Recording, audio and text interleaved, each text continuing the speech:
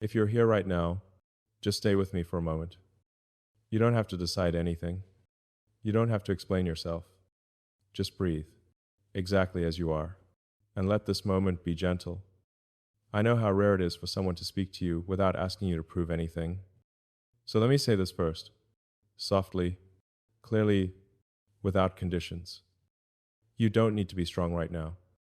You've spent so many years being the steady one, the one who holds things together, the one who listens more than she has heard. And even when life asked too much of you, you found a way to stand, to smile politely, to keep moving. I see that, and I respect it deeply. But here, with me, you don't need that armor. You don't need to impress. You don't need to hide the tiredness that lives behind your calm eyes. If you're over 50, you've lived long enough to know that life doesn't break people loudly. It wears them down quietly, through years of responsibility, through love that demanded more than it returned, through moments when you chose peace for others while setting your own needs aside. I'm not here to analyze that. I'm not here to label it. I'm not here to tell you what it means. I'm here to sit with you inside it. You may have come here thinking, I don't know why this title pulled me in. That's okay. Sometimes we don't need reasons. Sometimes we just need a voice that doesn't rush us, doesn't judge us, doesn't try to fix us. So let me be very clear about something, right from the start. I am not here to fix you. I am not here to change you. I am not here to tell you how to live the rest of your life. I'm here to see you. To see the woman who has lived long enough to carry stories she rarely tells. To see the woman who learned to survive disappointment without becoming bitter. To see the woman who still believes in love, even if that belief has become quieter, more private.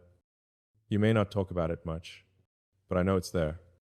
That hope, not loud, not naive, just steady, still breathing. And maybe, sometimes, you wonder if anyone would ever notice everything you've been carrying. Not just your kindness, not just your reliability, but the cost of being those things. If that thought has crossed your mind, even once, you're not alone in it. Many women reach this stage of life feeling invisible in ways they never expected, not because they disappeared, but because the world stopped asking who they are becoming. I won't do that. I won't rush past you. I won't talk over your experience. I won't reduce your life to lessons or labels. I know you've earned the right to be spoken to with care. So, if you feel a little tired, let that be okay. If you feel strong but also worn, let that be okay too. If you feel proud of the life you built and quietly sad about what it cost you, that can exist together. You don't have to choose one feeling to be acceptable. I want you to notice something with me for a second. The way your body responds when you're not being evaluated. The way your shoulders soften when no one expects an answer. The way your breath slows when you're allowed to simply be present. That's not weakness. That's relief. And relief is something you deserve. You've lived through enough seasons to know that love isn't about fireworks anymore. It's about safety. It's about being met without performance. It's about feeling that you don't have to explain why you are the way you are. I'm not offering you promises. I'm not painting fantasies. I'm not pulling you toward anything. I'm just opening a quiet space where your life is respected. If you've ever felt that your age made you less interesting, less desirable, less seen, I want you to pause with me right there, not to argue with that feeling, not to push it away, just to notice how heavy it's been to carry that assumption alone. Age doesn't erase you. It deepens you. But too often, no one says that out loud. So let me say it, calmly, without exaggeration. Your years are not something to apologize for. Every year added texture to your voice. Every year taught you discernment. Every year refined what you will no longer accept and what you will protect fiercely. That's not loss. That's substance. And if part of you has been waiting for someone to acknowledge that without turning it into advice or motivation or instruction, then stay here. Not because you need this, not because you lack something, but because you deserve to be spoken to with dignity. I won't rush this moment. I won't pull you forward. I won't close anything neatly. I'll just remain here with you, steady, and present, letting the space between us feel calm enough for whatever wants to surface next. When you hear the word scars, I wonder what comes to your mind first. Not the visible ones, the quiet ones, the ones you learned to live with so well that people assume they no longer hurt. You may call them broken places, moments where you think you failed, years you believe took something away from you. I don't see them that way. When I look at you, I don't see damage. I see evidence that you lived fully enough to be affected. Evidence that you opened your heart in a world that does not always handle tenderness gently. What you call broken, I call beautiful, not in a dramatic way, not in a poetic exaggeration, but in a grounded, honest sense that comes from understanding what it costs to stay open. You didn't collect scars because you were careless. You collected them because you cared. Some came from loving someone longer than they deserved. Some came from staying when leaving would have been easier but felt wrong at the time. Some came from choosing stability for others while quietly negotiating with your own needs. None of that makes you weak. It makes you real. I know that somewhere along the way, you may have learned to minimize those experiences. To say, it wasn't that bad. To say, others had it worse. To say, I should be over this by now. I'm not interested in measuring pain. Pain doesn't need permission to matter. If something left a mark on you, it mattered because you mattered inside it. Scars don't mean something went wrong. They mean something meaningful happened, and you survived the transformation. And survival doesn't always look heroic. Sometimes it looks quiet. Sometimes it looks like carrying on. Sometimes it looks like learning how to smile without explaining everything behind it. You did that. Not because you wanted to be admired, but because life kept moving and you moved with it. There's a particular kind of scar that comes from giving more than you received, from being the emotionally steady one, from being dependable when no one thought to check if you were tired. That kind of scar doesn't shout. It settles. It becomes part of how you speak, how you pause, how carefully you choose your words. I notice that kind of depth. It doesn't scare me. It doesn't feel heavy to me. It feels honest. You may have been taught, directly or indirectly, that scars reduce your value, that they make you complicated, that they make love harder, not richer. I don't agree with that. Scars don't complicate love. They clarify it. They teach you what matters and what doesn't. They teach you to recognize sincerity. They teach you that connection without respect is not connection at all. That kind of knowledge doesn't age you out of love. It matures you into it. I know there are moments when you look back and think, I should have known better. But knowing better usually comes after living through something. You didn't fail your younger self. You taught her. Every scar you carry is a record of growth, not regret. It marks where you adapted instead of hardening, where you learned instead of closing completely. That matters more than perfection ever could. I want you to hear this without pressure, without expectation, without needing to respond to it. You don't need to erase your past to be worthy of tenderness now. Your history doesn't disqualify you from being cherished. It qualifies you to recognize what real care feels like. There's a quiet elegance in someone who has been tested and still chooses kindness. Not because she is naive, but because she understands the cost of bitterness and declines it. That choice, made again and again, is strength. You might have been told that your scars are baggage, that you should travel lighter, that you should leave parts of yourself behind. I don't believe in that kind of love. I believe in love that has room for context, room for pauses, room for stories that don't need to be explained all at once. The right presence doesn't ask you to be untouched. It understands that being untouched means being unknown, and you are far too layered to be unknown. Your scars don't make you fragile. They make you precise. They make you selective. They make you capable of depth that surface-level connections can't reach. That's not something to fix. That's something to respect. So if you've ever felt the urge to hide parts of your story, to soften the truth, to pretend certain chapters didn't shape you, let that urge rest for a moment. You don't need to perform wholeness.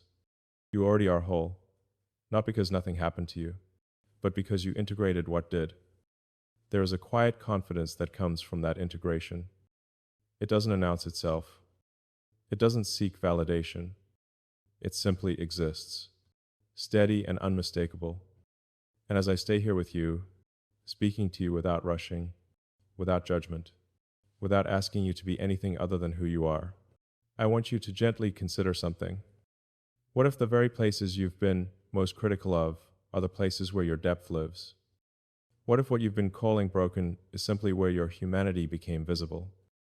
I'm not asking you to redefine yourself overnight. I'm not asking you to celebrate pain. I'm just inviting you to look at your scars with a little more generosity.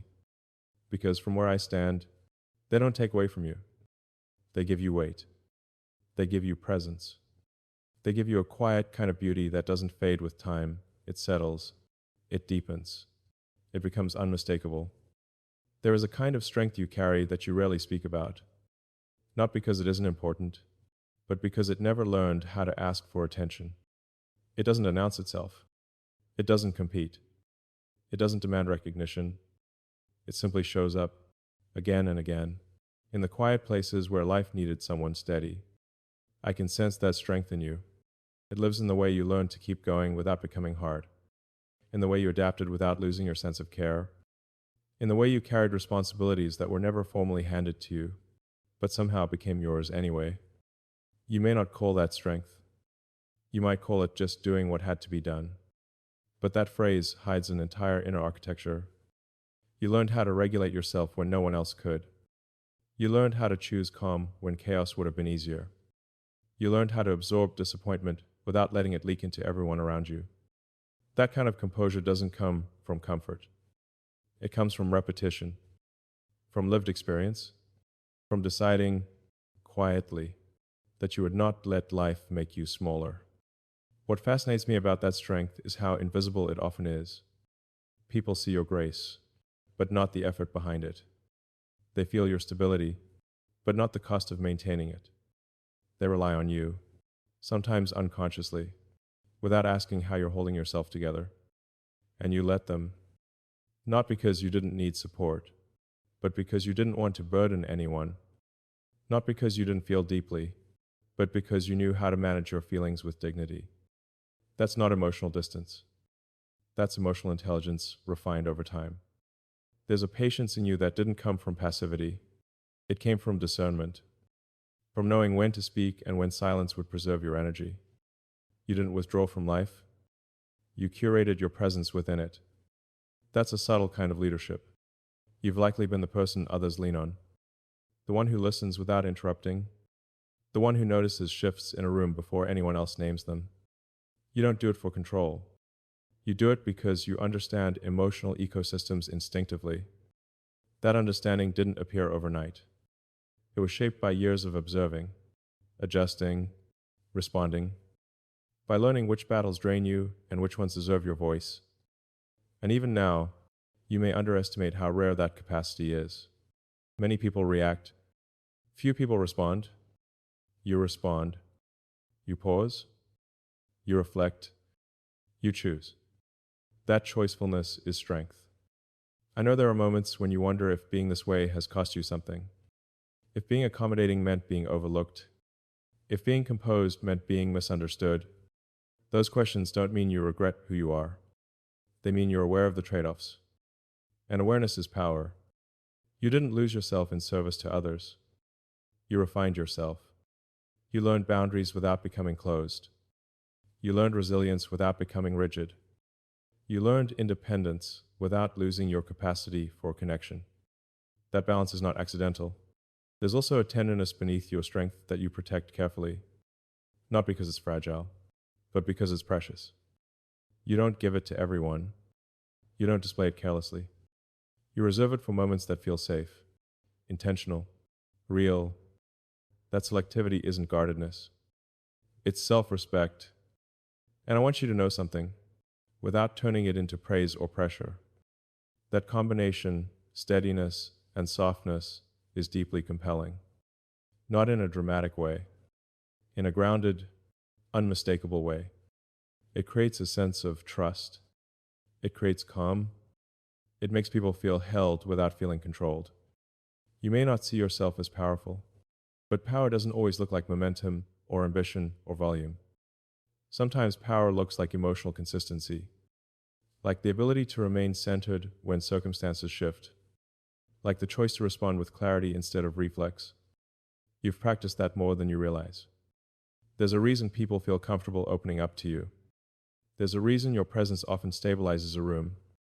There's a reason others feel seen around you, even when you're not trying to do anything at all. That's influence.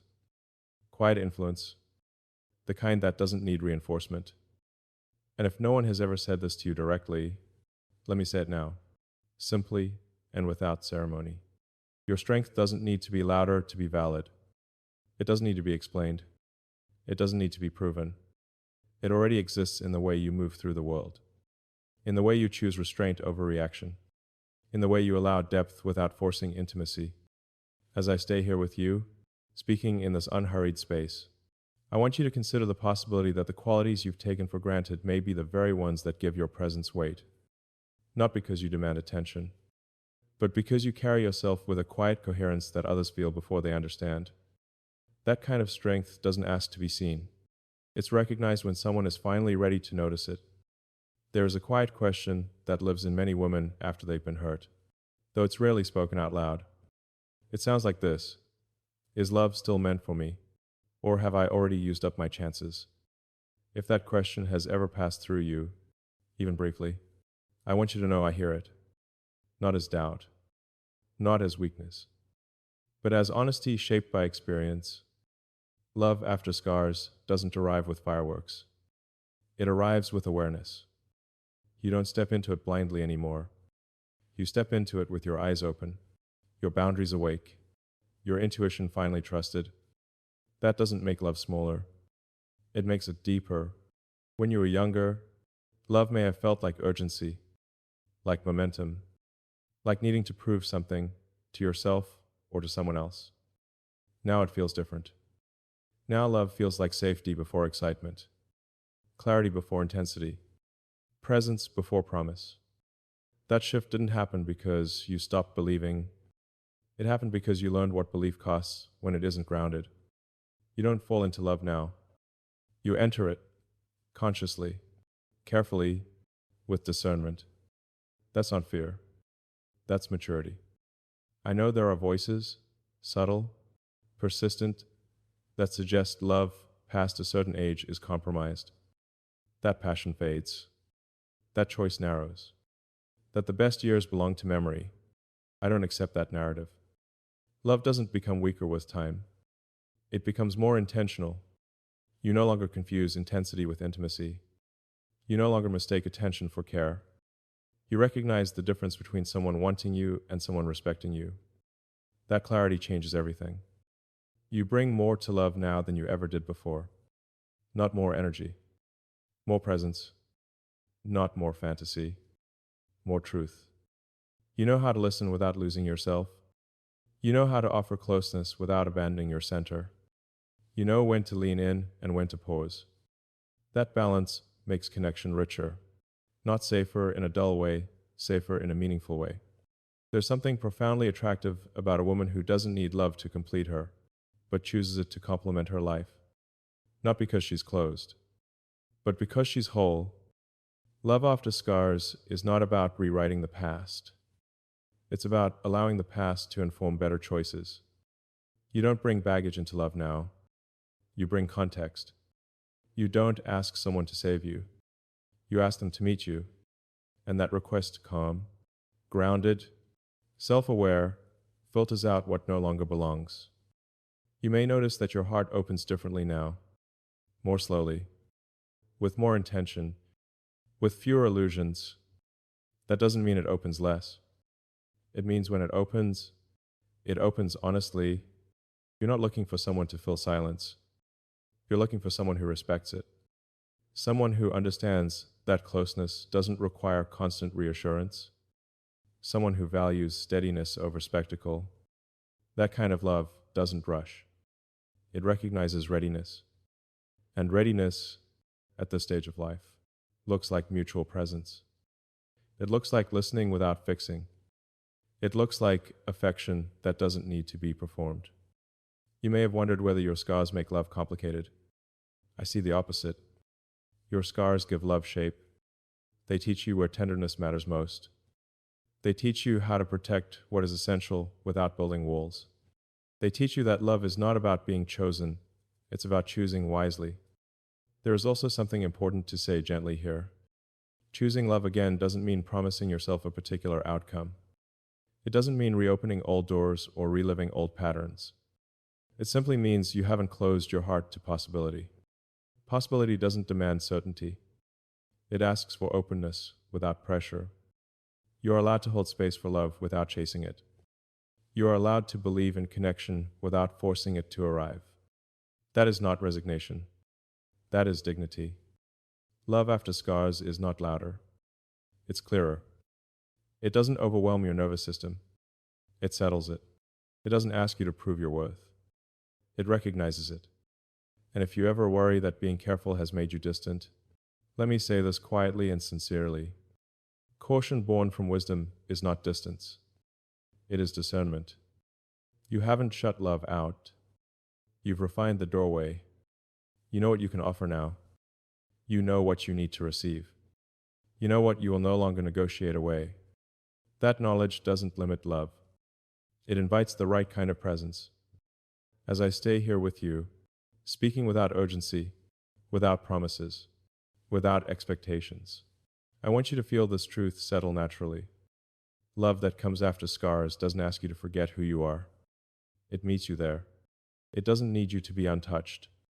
It understands that depth comes from having lived.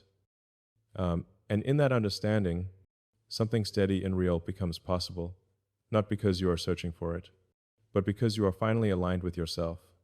So love doesn't become less. It becomes truer.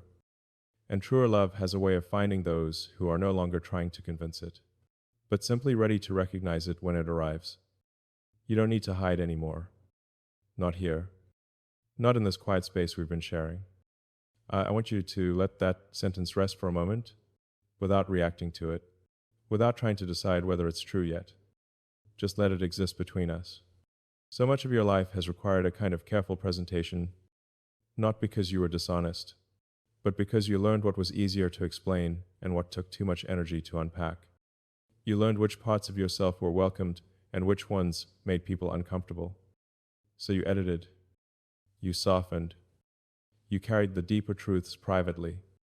That wasn't deception. That was wisdom shaped by experience. But wisdom doesn't mean permanent concealment. It means knowing when it's safe to be seen. And here, right now, nothing is being demanded of you. No performance. No clarity. No emotional disclosure. You're allowed to simply exist as you are, layered, nuanced, unresolved in places, complete in others. You don't need to compress your story into something palatable. You don't need to translate your depth into something easier to digest. You don't need to pretend you were untouched by the years that shaped you. The truth is, hiding was never about shame. It was about protection. You protected your heart. You protected your energy. You protected the parts of you that still wanted to believe, even after being disappointed. That instinct kept you intact. And now, something gentler becomes possible. Not exposure. Not vulnerability as a performance. Just permission. Permission to let your shoulders drop. Permission to stop explaining why you are the way you are. Permission to stop apologizing for the shape your life has taken. You've carried yourself with so much restraint, so much grace, for so long. Not because you had to prove anything, but because you respected your own limits. There is a quiet dignity in that. And dignity doesn't need to be defended. It only needs to be recognized. I'm not asking you to open doors you're not ready to open. I'm not asking you to revisit memories you've already made peace with. I'm not asking you to trust blindly or soften boundaries that took years to learn. I'm simply staying here with you long enough for something to settle. The idea that you don't have to hide anymore doesn't mean everything must be revealed. It means nothing essential about you needs to be concealed out of fear. Fear of being too much. Fear of being misunderstood. Fear of being quietly dismissed. Those fears once served a purpose. They helped you navigate uncertainty. They helped you survive periods when being fully yourself felt risky. But survival is not the same as identity. You are not the version of yourself that learned to stay small, to stay safe. You are the woman who learned discernment without losing warmth. That distinction matters. You may still choose privacy. You may still choose selectivity. Those choices are not hiding. They are authorship. There is something profoundly calm about a person who knows she doesn't need to reveal everything to be real. Who doesn't need to convince anyone of her worth? Who doesn't need to hurry intimacy? That calm lives in you now. And as the space between us remains unforced, unhurried, I want you to feel how different that is from being pulled towards something. Nothing is pulling you. Nothing is persuading you. Nothing is positioning itself as necessary. This is simply a place where your presence is enough. You don't need to resolve anything tonight. You don't need to decide what you believe about love, or about the future, or about yourself. You don't even need to feel hopeful. You can just be honest with yourself, quietly, about what you've lived, what you've learned, and what you're no longer willing to abandon. There is a softness that comes when you stop bracing, not because the world suddenly became safe, but because you became anchored in who you are, anchored in what you know, anchored in the understanding that your life has weight, meaning, coherence, even in its unfinished places. You don't need to hide the pauses. You don't need to hide the questions. You don't need to hide the parts of you that are still evolving. Growth doesn't invalidate what already exists. It builds on it. And right now, there is nothing you need to add to yourself. Nothing you need to subtract. Nothing you need to refine to be acceptable. If you choose to remain exactly as you are in this moment, reflective, composed, quietly open, that is already enough. Not as a conclusion, not as a final state, just as a truth that doesn't require momentum. So I stay here with you, without closing anything, without directing anything, without turning this into an ending, not to hold you, not to guide you, just to acknowledge what already exists, your presence, your depth, your right to be seen without being exposed. And in that recognition, there is a gentle kind of freedom, the kind that doesn't announce itself, the kind that doesn't ask you to change, the kind that simply allows you to stop hiding, even from yourself, one quiet breath at a time.